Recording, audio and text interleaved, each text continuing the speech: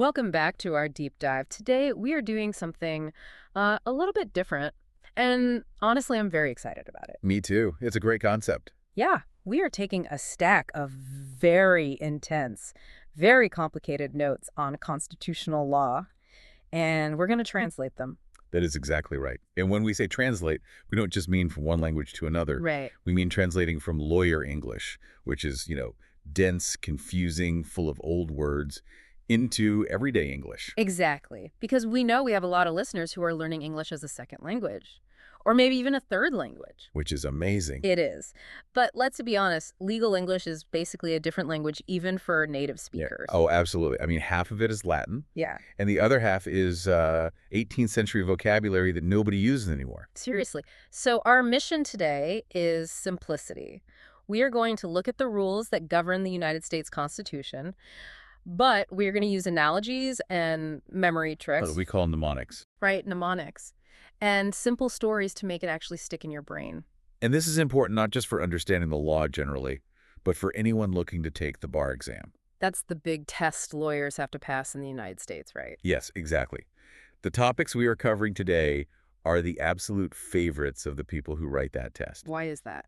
They love these topics because they are tricky. They are full of traps. Oh, great. Traps. Well, if you are an aspiring lawyer or just someone who wants to understand how the U.S. government actually works without getting a major headache, you are in the right place. We have 4 big buckets of knowledge to fill today. Let's outline those buckets so we have a map for our journey. Bucket number 1 is judicial review. Right. This asks the fundamental question, when can a judge actually hear a case? Because judges can't just listen to any complaint you have, can they? Believe it or not, no. There are strict rules about getting through the front door of the courthouse.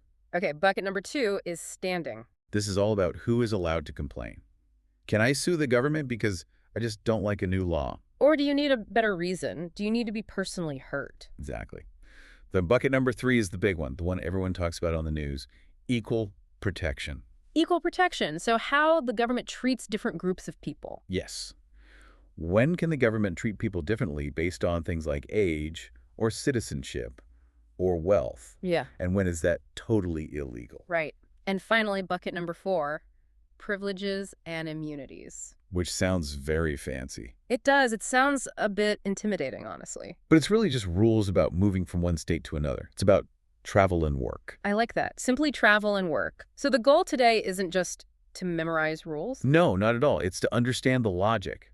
Once you see the logic, the why behind the rule, you don't have to memorize as much. Because the answer just makes sense. It clicks. Exactly. I love that. So let's jump right into the first bucket, judicial review. And we have to start with a fancy legal word that I saw in the notes, justiciability. Yes. Justiciability. It is a mouthful, isn't it? It sounds like justice and ability just sort of smashed together. That's actually a perfect way to hear it. In the legal world, it simply asks, is this case capable of being solved by a court? Does the court have the ability to deliver justice here? Precisely. You see, federal courts in the United States don't give advice. They don't. No. You can't walk up to a judge and ask, hey, if I did this, would it be illegal? Or like, hey, what do you think about this new law Congress is considering? Right. They aren't guidance counselors. They don't do what-if scenarios. So what's the actual rule there? The rule is called case or controversy. There must be a real fight between real people. If there is no real fight, the court simply cannot help you. Okay. And this brings us to 2 concepts that are basically opposites of each other regarding time. Ripeness and mootness. Yes. Okay, I have a memory trick for this that I found really helpful for ESL learners because these words are weird. I want you and our listeners to imagine a banana. A banana. Okay, I'm picturing a banana. Good. This is the best way to remember time rules in court. Let's talk about ripeness first.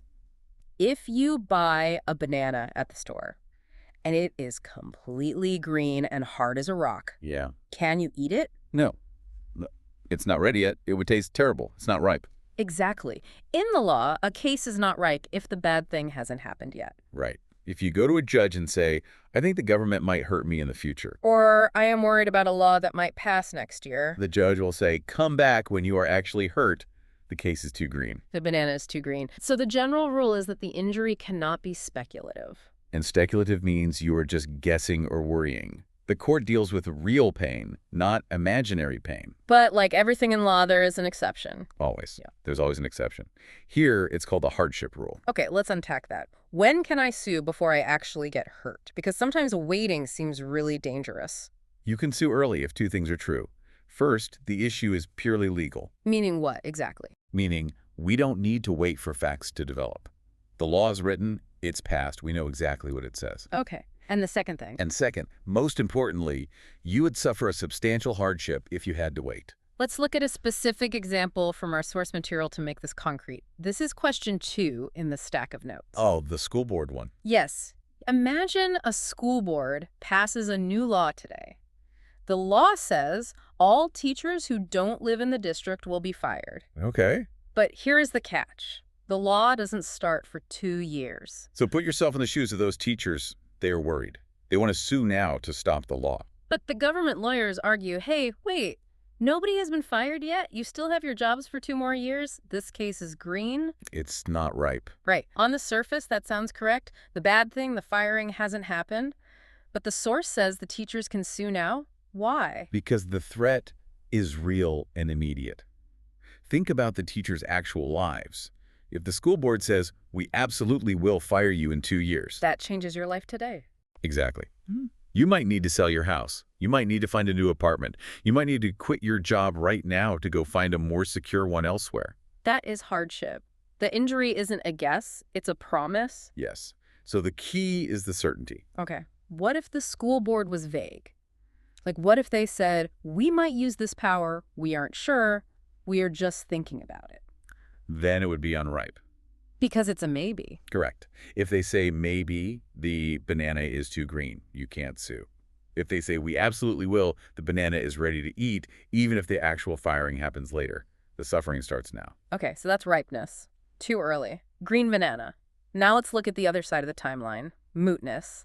Back to the banana. This is when the banana is black, mushy, and rotten. Yeah. Or maybe someone already ate it. Right. The problem is completely gone. In legal terms, the controversy's been resolved. If you are suing your neighbor to fix a broken fence and your neighbor fixes the fence before you even get to court, The judge will just throw the case out. It is moot. because there is nothing left for the judge to do. The court system is incredibly busy. They don't want to waste time on problems that are already fixed. They don't issue participation trophies. No, they don't. Or just tell you, hey, you were right. They only issue orders to fix things. If it is fixed, they go home. But wait. There is a very famous exception to this rule. It has a very long name, but I call it the baby exception. Ah, yes. Yes. You are referring to the famous legal phrase, capable of repetition, yet evading review. See, that is lawyer English. Capable of repetition, yet evading review. It sounds so robotic. What does that actually mean in simple everyday English? It means some problems happen very fast. Too fast for a court case. Because a court case from start to finish can take, what, 3 or 4 years? Easily. But think about a pregnancy. A pregnancy only lasts 9 months. Exactly. So imagine a woman wants to challenge a law about pregnancy or abortion. She files a lawsuit. But by the time the case finally gets to the Supreme Court, the baby is already born. Technically, her personal problem is moot. She isn't pregnant anymore. Right. But if the court said, sorry, too late, then they could never rule on pregnancy laws. Ever. Because every time a new case came up, it would finish before the lawyers were done arguing. Precisely. Hmm. The government could pass totally illegal laws about pregnancy and never get caught. So the court makes an exception. If the problem is capable of repetition, meaning it could happen again to this person or someone else. And it evades review, meaning it happens too fast to catch, then the court keeps the case alive. The sources also mention elections here as an example. Yes, elections are exactly the same. An election happens every 2 or 4 years. A lawsuit about who is allowed on the ballot can drag on for 5 years. So even if the election is over, the court will hear the case because there will be another election soon. Right. They don't want the banana to rot before they can peel it. I really like that. So let's recap the banana theory. Ripeness is don't come too early, green banana. Mootness is don't come too late, rotten banana. Unless you have a baby or an election. Right. Then the court ignores the banana and hears the case anyway. That is a perfect summary. If you remember that, you understand justiciability better than most law students. All right, let's move to section 2. This is a puzzle about power. Federal power versus state power.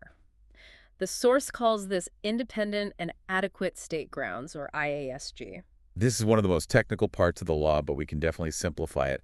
It comes down to who is the boss. Okay, who is the boss? Well, on federal law like the U.S. Constitution, the U.S. Supreme Court, which we call SCOTUS, is the boss. They have the final say. Right. But on state law like the Constitution of New York or Texas or California, the state court is the boss. That makes total sense. Stay in your lane. Exactly. Stay in your lane. But sometimes a case involves both. A state court might make a decision that talks about both state law and federal law in the same breath. So the question is, can the U.S. Supreme Court fix that decision if they think it's wrong? And the rule is, SCOTUS will not touch the case if the state court decision stands on its own legs. The notes call this the separate box visualization. Yes. Imagine the state court writes their decision and puts it in a literal box labeled state law. Okay. If that box is strong enough to hold up the decision all by itself, it is independent, meaning separate, and adequate, meaning enough. Then SCOTUS cannot open the box. Right. Let's use the example from the notes. Question 5 involves speedy trials. Everyone in America has a right to a speedy trial, right? Right. It's in the Constitution. But speedy is a vague word. Very vague. Let's say the U.S. Constitution thinks 100 days is speedy enough. But the state of Deep Dive Land has a state constitution that says 50 days is the limit. Okay. So let's look at scenario A. A prisoner waits 60 days. The state court says, we are releasing this prisoner. We think this trial was too slow because the U.S. Constitution says so, and our state constitution agrees. Ah. See what they did there? They tied the two laws together. Exactly. They said, we are deciding this because of the U.S. Constitution. This is like a tangled knot. Because they used federal law to make their decision, SCOTUS is allowed to step in. So SCOTUS can say, hey, you interpreted federal law wrong. We think 60 days is fine under our rules. Yes. If it's a tangled knot, SCOTUS can review it. They can untie the knot. But look at scenario B. The state court says, we are releasing this prisoner. We don't care what the federal government thinks. Our state constitution has a strict 50-day limit. This trial was 60 days. Case closed. That sounds like the separate box. It does. They are saying, even if we are wrong about federal law, it doesn't matter. Our state law is enough to decide this. That is independent and adequate. So SCOTUS has no power here. None. They cannot change the results, so they won't even hear the case. That is a great distinction. If the state court says my law is enough, SCOTUS stays away. If the state court says we are following federal rules, SCOTUS can step in. Perfect. It's all about whether the state court was clear. If they are unclear, SCOTUS assumes they can look. If they are clear, SCOTUS backs off. Awesome. Let's move to Section 3, standing. This is the question of who is allowed to sue. In the U.S., you can't just sue the government because you were angry or because you disagree with a policy. You need to show you are personally hurt. You need skin in the game. Exactly. And the sources highlight a very specific rule called taxpayer standing. Basically, can I sue the government because I pay taxes and I don't like how they spend my money? The general answer is a big, loud no. Right. But why not? I pay my taxes. It's my money. It feels like it should be yes, right? Yeah. But the court says your injury is too generalized. Generalized meaning everyone shares it. Yes. Think about the federal budget. It is trillions of dollars. Yeah. Your specific contribution is pennies. Right. If every taxpayer could sue every time the government spent money on something they disliked, like a bridge or a tank or a scientific study on shrimp, the courts would collapse. Yeah. It's simply too much. So generally, no suing just because you are a taxpayer, but Right. there is an exception. There is always an exception. This is the FLAST rule, F-L-A-S-T. It comes from an old case called Flass v. Cohen.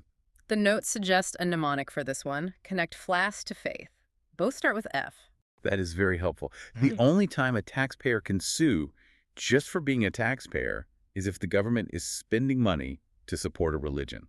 Because this violates the Establishment Clause of the First Amendment. Right, which says the government cannot establish a religion. So if Congress passes a law saying, we are giving $10 million to build a new church, I can sue. Yes, even if you aren't personally hurt physically, you can sue as a taxpayer because the Constitution specifically forbids the government from taking tax money to build churches. But be careful. The notes say the wallet must be specific. What do you mean by the specific wallet? It says it has to be congressional spending. It cannot be the president just giving away old property. Yes. This is a tricky detail.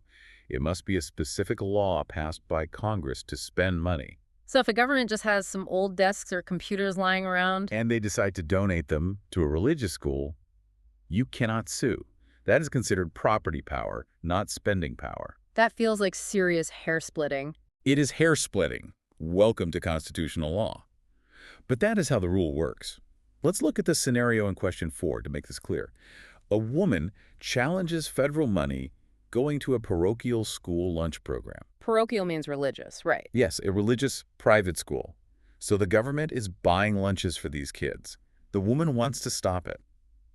To win standing, to just get in the door, she has to prove she is a taxpayer and that this specific spending violates the no religion rule. Does she have standing? Yes, she does. Yeah. She is attacking congressional spending on religion. Now, she might lose the case later on the actual merits. The court might say feeding kids is okay because it's not teaching religion. Exactly. But she is allowed to sue. She has standing. Now, compare that to a different complaint. What if she was complaining about what the school actually teaches? What if she hates the math curriculum because she thinks it has a religious bias? Being a taxpayer is not enough for that. To complain about the curriculum, she would need to have a child enrolled in that specific school. That would be a personal injury. If she just pays taxes, she has no say in the math class. That is a great distinction. Money equals taxpayer standing, sometimes. Policy or rules equals you need a personal connection, like having a child there. Okay, take a deep breath. We are entering section 4. The notes call this the heart of the exam. This is equal protection. This is a huge topic. The 14th Amendment says no state shall deny to any person the equal protection of the laws. This basically means the government usually has to treat people the same. But the government treats people differently all the time. We don't let 10-year-olds drive cars. We charge rich people more taxes. We have different rules for different businesses. Correct. The government can discriminate, but they need a good reason. And depending on who they are discriminating against, the court uses a different level of scrutiny. Scrutiny just means how closely the judge looks at the law. I love the analogy we have here in the notes. Airport security. This works very well for ESL learners. Imagine 3 levels of security at the airport. Okay, level 1 is strict scrutiny. This is the full body scan, the intense search, the interrogation room. If a law falls under strict scrutiny, the government almost always loses. The court looks at the law very suspiciously. To pass, the law must be necessary to achieve a compelling purpose. Compelling purpose, that's a high bar. Very high. It means it's absolutely vital. The government rarely passes the body scan. Then level 2 is intermediate scrutiny, the metal detector. Some get through, some don't. This is usually for gender discrimination. Right. And level 3 is rational basis. This is the wave through. The security guard just waves you past while checking his text messages. The way through, yes. If a law is in the rational basis lane, the government almost always wins. The law just needs to be rational. It doesn't even have to be a good law, right? Just not Yeah. completely crazy. Exactly. So the game is memorizing which groups get the body scan and which get the wave through. Let's look at the first category, voting rights. Voting is a fundamental right. If the government tries to stop you from voting or makes it really hard, they get the full body scan. Strict scrutiny. The source mentions residency durations. This is pretty common. A town says you have to live here for 1 full year before you can vote in our local election. And the Supreme Court says, no, that is unconstitutional. 1 year is way too long. It stops people from voting without a truly compelling reason. What is a reasonable time then? Usually about 30 days. The government genuinely needs a little time to print the lists of voters and set up the machines. 30 days is rational. 1 year is strict scrutiny, and it fails the body scan. Got it. Now let's talk about aliens. And for our ESL listeners, in law, alien does not mean a Martian from outer space. Right. It simply means a non-citizen, someone living in the U.S. who is not a U.S. citizen. How does the court treat laws that hurt non-citizens? Usually this is strict scrutiny, the full body scan. Yes. A state cannot say only citizens can be engineers or only citizens can be barbers. If a state tries that, they lose. The court heavily protects non-citizens against that kind of stuff. But there's a trap here, a big exception in the notes. The public function exception. This is crucial for the bar exam. The logic is some jobs are about ruling the country. They are about democracy and self-government. Exactly. If a job involves making policy or shaping the minds of citizens, the state is allowed to require citizenship. For these specific jobs, the court switches to rational basis. The wave through. Yes. So who fits in this special group? Police officers, probation officers, and surprisingly to some people, teachers. Teachers. Yes, public school teachers. The Supreme Court believes that teachers are responsible for teaching students about democracy and American values. They model citizenship. So therefore, a state can say, you must be a citizen to teach in a public school. Let's look at question 9 in the notes. A non-citizen wants to be a high school teacher but is denied. So the analysis is, does the government have a rational basis? Yes. The state wants teachers to be citizens to model citizenship for students. And since it is rational basis, the wave through the government wins. The non-citizen cannot get the job. Compare that to a janitor at the exact same school. A janitor does not teach democracy. A janitor cleans the floor. So if the state said, you must be a citizen to be a janitor, the court would go back to strict scrutiny. The government would lose the body scan, and the non-citizen would get the job. That is such a subtle difference. Teacher equals public function, so government wins. Janitor equals just a normal job, so government loses. Right. Okay, last category in equal protection, wealth and education. This is a sad reality of U.S. law. The Supreme Court has ruled that education is not a fundamental right in the Constitution. It's important, but it's not a capital R right. And poor people are not a protected class like race or religion. So if a state passes a law that hurts poor school districts, It gets rational basis, the wave through. Scenario question 6. A state cuts funding to poor districts to save money. These districts happen to be mostly Hispanic. This looks like a race case, right? If it was clearly about race, it would be strict scrutiny.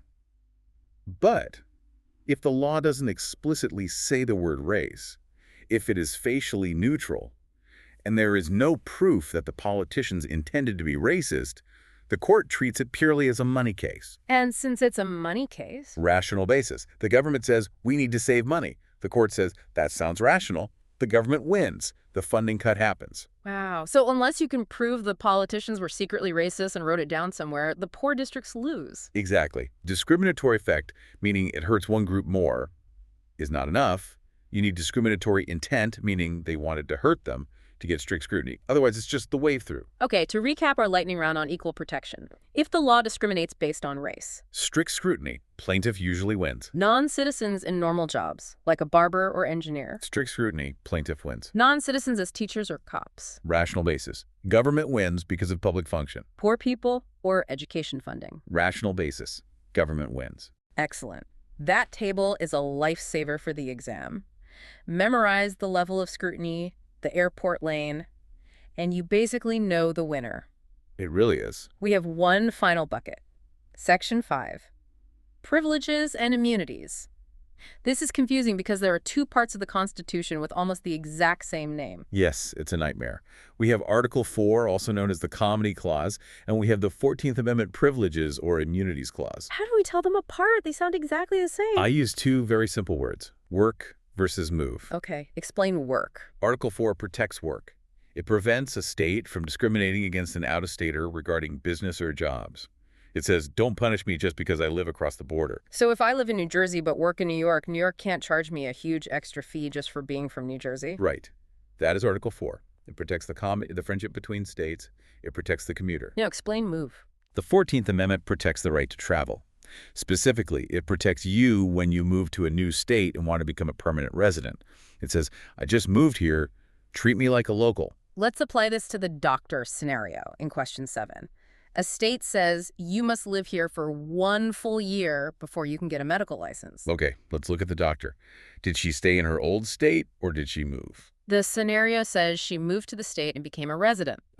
She moved. She is a new resident. She is not an out-of-stater anymore. She lives there now. So Article 4, the work one, doesn't apply. This is a 14th Amendment, the move one, issue. What's the rule? You cannot punish new residents. You can't make them wait a year to be treated like everyone else. Yeah. The law is unconstitutional under the 14th Amendment. So if the question is about someone commuting across the border, Article 4, work. if the question is about someone packing up their moving van and settling down, 14th Amendment, move. boom, work versus move. I think we nailed it. I think so too. We covered justiciability with the bananas, IASG with the boxes, standing with the wallet and faith, equal protection with the airport security, and privileges with work versus move. And we did it without too much lawyer English. We used bananas and airport security instead. Which is the whole goal. So what does this all mean for you, the listener? It means that the U.S. legal system is ultimately a balance. It tries to balance order giving the government power to run things versus fairness protecting the individual. It's not always perfect. As we saw with the education funding, sometimes the rules allow for things that feel very unfair. But understanding the rules is the only way to navigate the system. Exactly. For our ESL listeners, don't be discouraged. Law is hard for everyone. But if you break it down into simple questions, who is suing? Is it the right time? And how hard is the judge looking? You can solve almost any problem. Before we go, I want to leave everyone with a provocative thought based on what we just learned. Oh, I like this. Think about the public function rule we discussed. We said that non-citizens cannot be public school teachers because they need to model citizenship. Right. We trust them to clean the floors as a janitor, but not teach the class. But here's the kicker. In the United States, a non-citizen can be a lawyer. Really? Yes, in most states, you do not have to be a citizen to take the bar exam and become a lawyer. That is wild. So think about this contradiction. A lawyer stands in court. A lawyer defends the Constitution. A lawyer argues the meaning of the laws. They are literally called officers of the court. So we trust a non-citizen to defend the Constitution in the Supreme Court. But we don't trust them to teach about the Constitution in a high school classroom. That does not make sense. Does it make sense in our modern globalized world? Or is it an old rule that needs to change? That is a fascinating contradiction. Something to chew on while you eat your ripe banana. Exactly. Well, thank you for listening to our deep dive. Keep unpacking those sources, and we will see you next time. Goodbye, everyone.